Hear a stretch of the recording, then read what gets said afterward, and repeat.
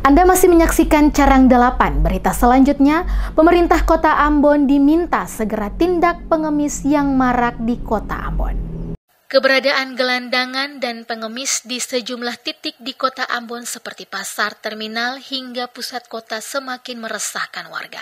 Fenomena ini dinilai mengganggu ketertiban umum dan mencoreng citra kota. Pengemis di Ambon berasal dari berbagai jenjang usia, mulai dari anak-anak, remaja, dewasa, hingga lanjut usia. Anggota Komisi 1 DPRD Kota Ambon, William Peter Mayruhu, menyatakan perlunya langkah tegas dan terstruktur dari pemerintah kota untuk menanggulangi persoalan tersebut. Menurut Mayruhu, pergerakan dinas sosial dalam menangani gepeng harus dilandasi dengan payung hukum yang kuat berupa peraturan daerah. Rancangan panitia khusus untuk menangani permasalahan pengemis di Kota Ambon akan segera dibentuk. Diharapkan dengan adanya Perda, dinas sosial memiliki dasar hukum yang jelas untuk bertindak.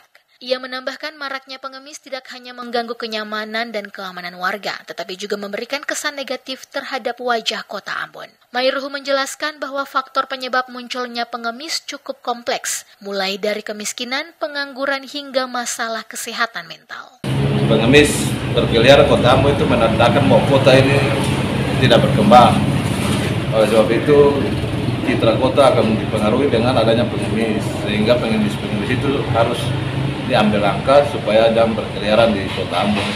Karena itulah citra Kota Ambon kelihatan tidak nyaman kalau pengemis itu dijadiin tontonan.